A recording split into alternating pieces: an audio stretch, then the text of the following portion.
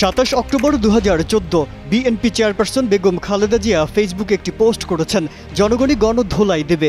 রাজনীতির সমীকরণ বলছে পোস্টটি আওয়ামী লীগকে ইঙ্গিত করেই দিয়েছেন তিনি, যার বাস্তবায়ন ঘটে 2024 সালের 5 আগস্ট। ওই দিন থেকে এখন পর্যন্ত কতজন আওয়ামী লীগ নেতা দেশ ছাড়া তার কোনো হদিস নেই। তবে অনেকে গণধোলাইও খেয়েছেন। এটা বলা যেতেই পারে আওয়ামী লীগকে নিয়ে দেয়া বেগম খালেদা জিয়ার ফেসবুক পোস্ট সত্য হয়েছে।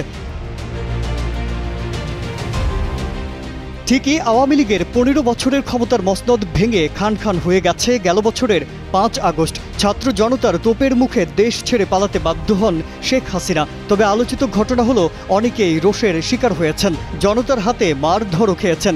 শেখ হাসিনার পালানোর পরে দেশের মানুষ আওয়ামী লীগকে খুঁজে বের করার চেষ্টা করে। দেশ ছেড়ে অনেক আওয়ামী লীগ নেতা ভারতে পালানোর সময় ধরা পড়েন বিজিবির হাতে। এছাড়াও পুড়িয়ে দেওয়া হয় আওয়ামী লীগের দলীয় কার্যালয়। হয়তো এসবই প্রমাণ করে বেগম খালেদা জিয়ার সেই পোস্ট মিলে গেছে আওয়ামী লীগ নেতাদের দৌড়ঝাঁপের ঘটনায়, তা স্পষ্ট। 11 বছর আগে বেগম খালেদা জিয়া ফেসবুকে পোস্ট করেছিলেন জনগণই গণধোলাই দেবে। ঠিক তারই প্রতিচ্ছবি দেখা গেছে 10 বছর পর। বান্ডেল থাকলে প্রতি সেনমানিতে টাকা বাঁচবে।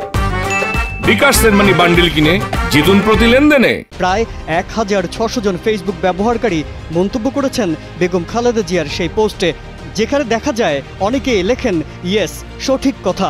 এদিকে বেগম খালেদা জিয়ার ওই পোস্টে একজন মন্তব্য করেছিলেন this time is coming soon. আরেক ব্যবহারকারী লেখেন ম্যাডাম আপনি সবসময় সঠিক কথা বলেন, জয় হোক বিএনপির।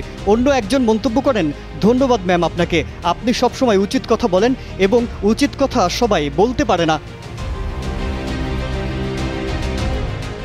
এদিকে আওয়ামী লীগের করুণ পরিণতির কথা আরও 11 বছর আগেই বলেছিলেন BNP chairperson Begum Khaleda Zia. 5 August ছাত্র জনতার আন্দোলনে দেশ ছেড়ে পালানোর দৃশ্যই তা বলে দিচ্ছে। প্রায় 2000-এর বেশি মানুষের প্রাণ গেছে স্বৈরাচার আন্দোলনে, আহত হয়েছে প্রায় 30,000 মানুষ।